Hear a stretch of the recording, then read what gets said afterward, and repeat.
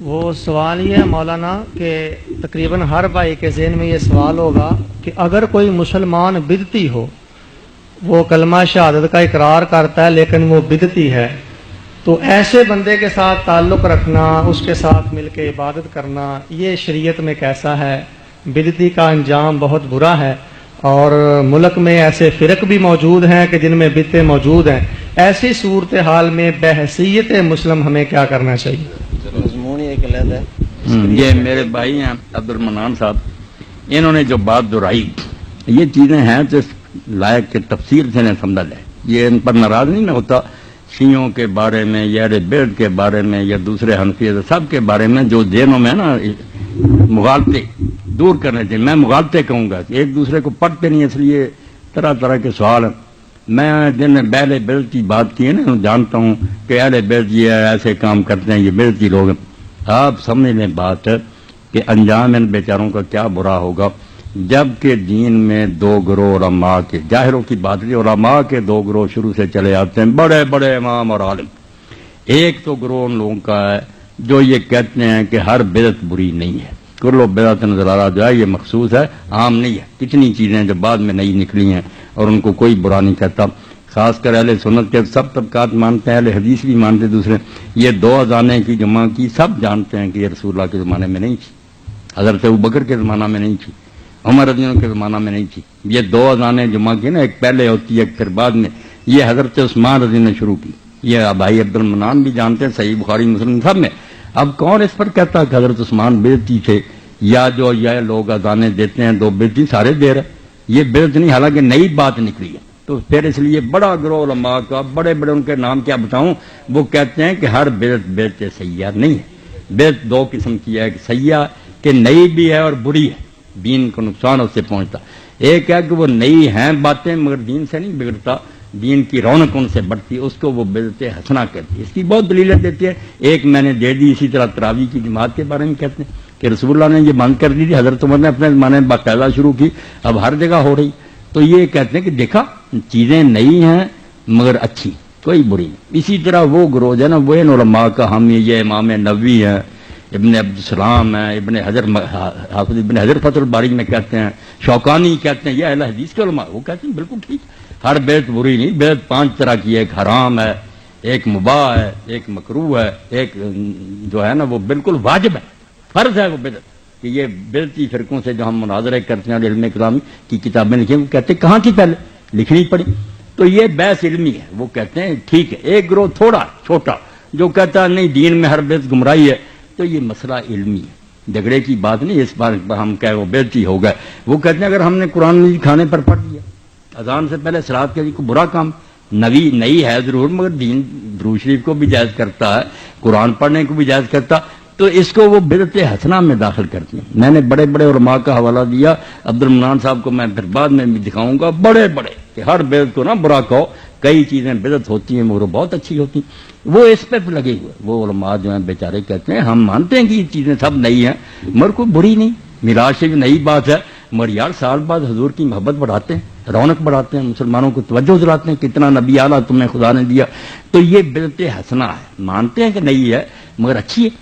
تو یہ پیچھے سے اختلاف چلا آ رہا، بڑے بڑے علماء، اس سے کوئی انجام نہیں برا ہوگا ان کے پیروں کو، بلکہ امام ابن تیمیہ جن کو جانتے ہیں عبد المنان صاحب کے، ہمارے بہت بڑے علماء میں سے، انہوں نے خود یہ کہا اقتداء الصراط المستقیم میں کہ یہ لوگ بدعت جو کرتے ہیں وہ ان کے خلاف ہی تھے، مگر انہوں نے کہا آپ کو پتہ ہونا چاہیے کہ اللہ تعالیٰ ان کی نیت کا ان کو ثواب دے گا، بدعت ہونے کا عذاب ہوگا مگر اس لیے کہ وہ کرتے کیوں، حضور کی محبت میں کرتے ہیں۔ کہتے ہیں یہ نیت تو بہت اعلیٰ، اس کا ثواب بھی تولا جائے گا، اگر یہ بڑھ گئی محبت تو بدعت کا عذاب جو ہے کم ہو جائے گا، اللہ تولے گا او میرے نبی کی محبت نے کی۔ یہ خود انہوں نے کہا کہ میرے خیال میں ہے یہ بدعت کرتے مگر مقصد بہت اعلیٰ، اللہ اگر اس مقصد سے خوش ہوگا کہ نیت تو نیک تھی ان کی، تو آپ دخل نہ دیں، کسی کو دوزخ نہ بھیجیں، کچھ نہ کہیں، اپنی حد تک اگر آپ سمجھتے ہیں یہ کام نہیں ہونا چاہیے، میں بھی نہیں کرتا، آپ نہ کریں، مگر کرنے والوں کو دعائی خدا کی نہ کافر کہیں نہ دوسری کہیں، وہ بھی ہمارے بھائی ہیں، اللہ رسول کے دیوانے ہیں۔ بس ایک ہی بات جیسے میاں عبد الواحد نے کہی، میں نہیں اعلیٰ حضرت کو بولتا، مولانا احمد رضا خان رحمۃ اللہ علیہ کو میں نے پڑھا، ان کے فتاوے سارے جلدیں میرے پاس ہیں، ان کا یہ شعر میں نے بار بار دہرایا اور یہ طارق نے بھی ایک دن پڑھا اور نیازی صاحب نے مجھے بتایا کہ بڑا رویا، نوجوان اپنی دکان میں رویا۔ مولانا نے کیا کہا؟ لحد میں، کہتے ہیں اب قبر میں تو جانا ہی تھا، پتا تھا مرنا، لحد میں عشق رخ شاہ کا داغ لے کے چلے۔ ہم قبر میں کیا لے گئے؟ کچھ پلے نہیں تھا، رسول کی محبت کا داغ لے گئے۔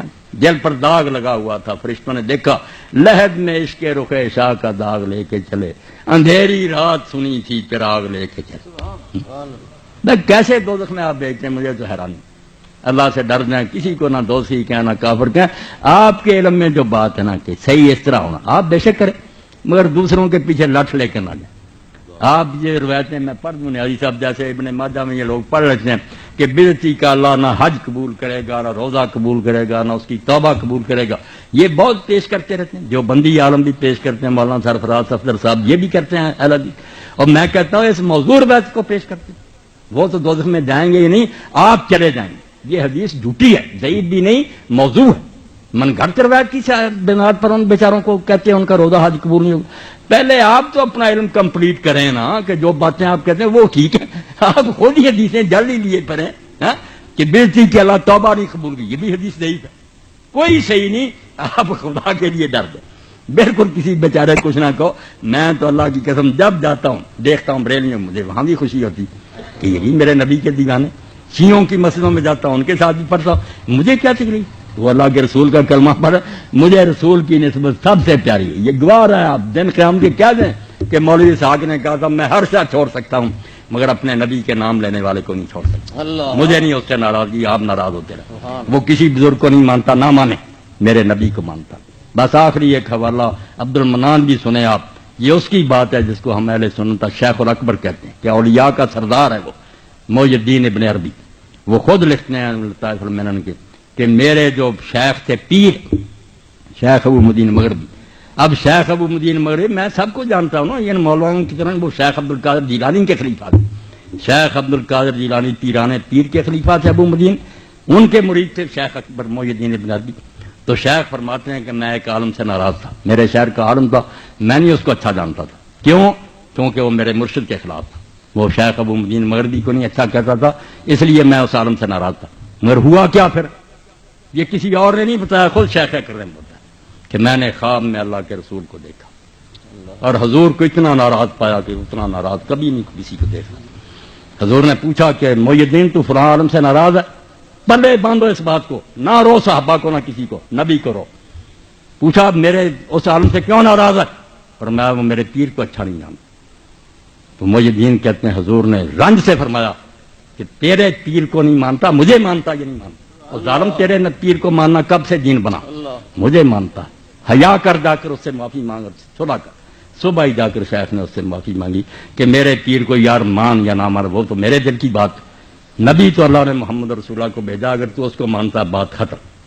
اس کو اللہ کے لیے کسی طرح آج دل میں بٹھائے نا، آج کے درس کا خلاصہ کہ رسول اللہ کی بات کریں، باقی کو چھوڑیں۔ جو اچھا نظر آتا ہے جس کو وہ اچھا سمجھے، بسم اللہ ادب کرے، جس کو نہیں اچھا نظر آتا وہ برا کرے۔ وہ بھی برا اسی لیے کہتا ہے کہ اس کو پتا چلا اس نے حضور سے اچھا سلوک نہیں کیا، صحیح پتا چلا یہ غلط، یہ روتے رہے۔ کتابوں میں لکھا گیا، اب لوگ بعد میں آنے والے کیا کریں؟